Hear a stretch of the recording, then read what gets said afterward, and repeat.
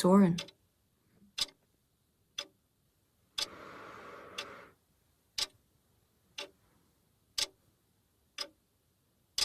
Yes. A little birdie told me that you like idolizing people. Yes. Is that a crime? Do you know these people that you worship? Worship's a strong word. Well, I just want to let you know, it's not good to worship people that you don't know personally.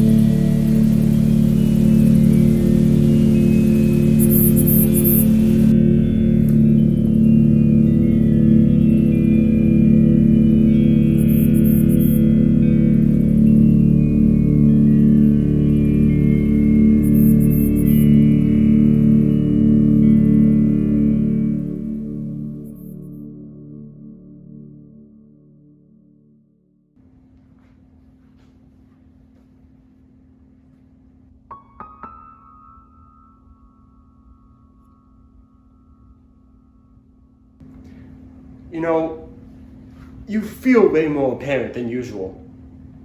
Are you mad at me? Are the ducks still safe? It's just what you said earlier about worship. Hey, I never said worship. You're right. With you, it's only idolizing. And that is just as bad. You know how many times those idols have done something bad, and then you and others act like it was always obvious. And then you just say, at least we still have, and name off the YouTubers who are still pure. You're antagonizing me. Come on. Let's go for a little stroll in the park. So, I'm guessing that was the thesis to your big speech? Yes. It doesn't have to be a big talk, though. It could be as simple as saying you shouldn't act like you know someone that you don't. Well, I may not know those people in real life, but look at their likeness on a camera.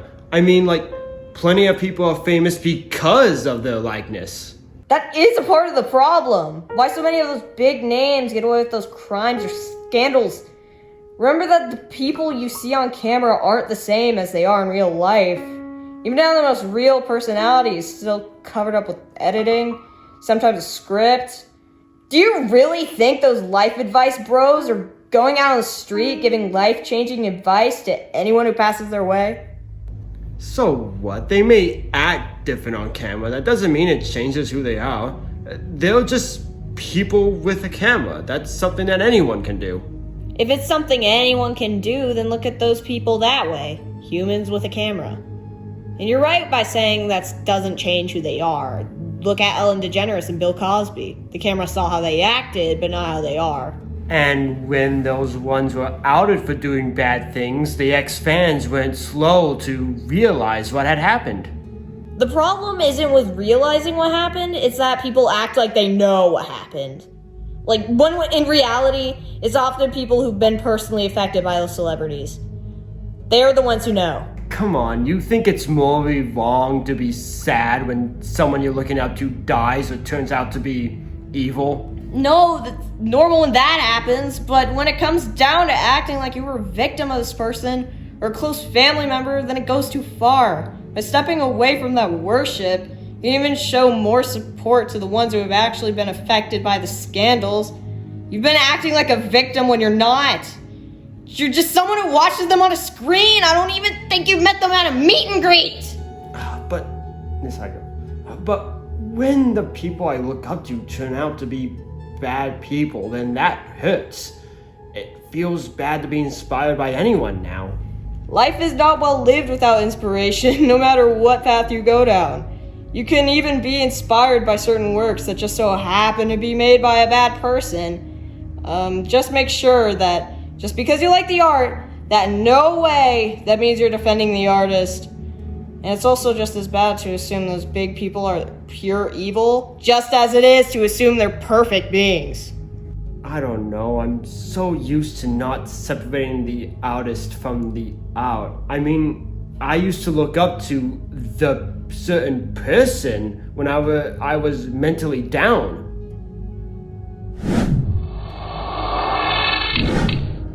And sometimes I still find myself doing that.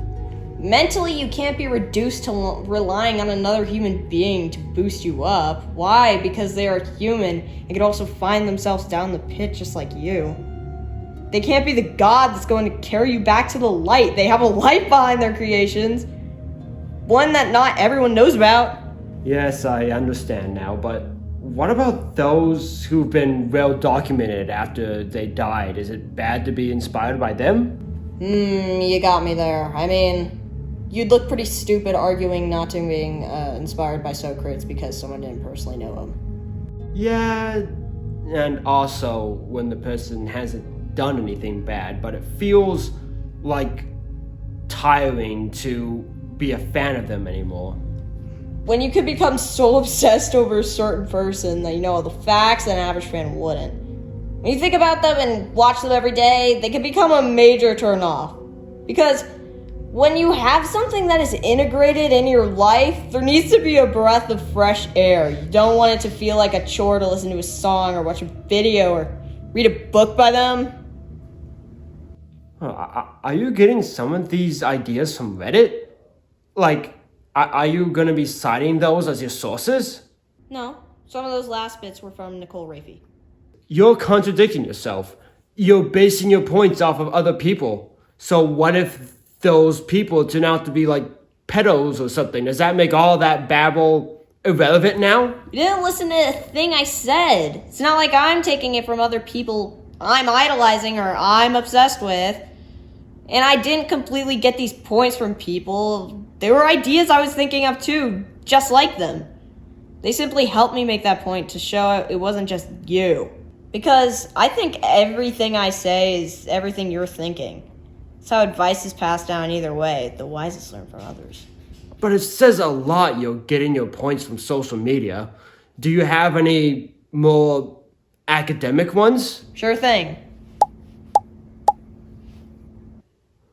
But some of those studies don't talk about the exact points you were just making. Perchance, but they make different studies on this topic that we're discussing. Well, one of these articles is about social media, about how anyone with a camera or with a phone can become just like a celebrity just through like an Instagram account. That's different from the traditional celebrity way. Social media has definitely made it easier for people to reach that high potential, often through simple or low effort acts compared to other celebrities. I'd argue that traditional fame hasn't always been the way celebrities get their power. It could be through less personal achievements, and sometimes with social media, it could be vice versa. Does this still have to do with worship? With that idea of how anyone with a camera can get a celebrity status goes back to one of your first questions. And this realization can make you see that the big person with the camera is only a human. So we're making the contents less broad now. We were talking about many influencers, now it's just the ones from social media. It goes into another layer of irony, and that is the desire to become like the celebrity you worship. Perchance is why most are idolized, because the fans see themselves on the pedestal. So some of these idolizing problems come from what? Narcissism? The idea of worship, I don't think, comes from narcissism, not for the ones who idolize others. But the culture of celebrity worship has had its effects on many generations. But a psychological study shows that the appeal with celebrities has existed throughout almost every lifetime. Something like social media has only expanded that appeal. I mean, Wouldn't anyone like to get to a point where their face on a bag makes people buy it? That's how it is now. Come on, companies have always been desperate to have big names on the brand, with that appeal to pathos, to appeal to the people who worship the big name. Yes, that's right, a rhetorical appeal, or rather a misuse of that appeal, because by misusing it, it doesn't tell the audience to think, it tells them what to think. This can be used with celebrity endorsement, which can go so far to the point where these celebrities get millions of dollars for doing this. That's the whole job of being a celebrity. Likeness is what makes you money, or sometimes it's the persona that makes you bucks. Whether it could be used for an actor or a movie, or someone's face on a Dorito bag. Like I said, that's exactly why people worship celebrities in hopes of seeing themselves become famous to the point where their face makes you money. Or seeing yourself simply become liked. That too. So in short, see them as a human because of that. If there is a God, then it's not in the form of Ariana Grande or any person. And like any person, they can be good or bad. By seeing them that way, you'll learn to actually focus on the real victims instead of pretending to be one. And instead, learn not to idolize others, but to idolize yourself. Only care about myself? It's not to stop caring about others, it's because it's more than just caring, it's worshipping. And it's the people that don't need it. The world needs people to care and be nice to others, and also for people to care about themselves. And as long as there's someone doing that, then the model can pass on. I think I understand now. Saige, after all you said, I think I found only one person worth idolizing now. Who? It's you, Saige. Soren. I'd be honored. No, I'm honored to be in the presence of someone who can give such good advice. Maybe it was your good questions that made me think of that good advice. Well, to be honest, I find that quite hyperbolic. You're not wrong there. That's because none of this is real.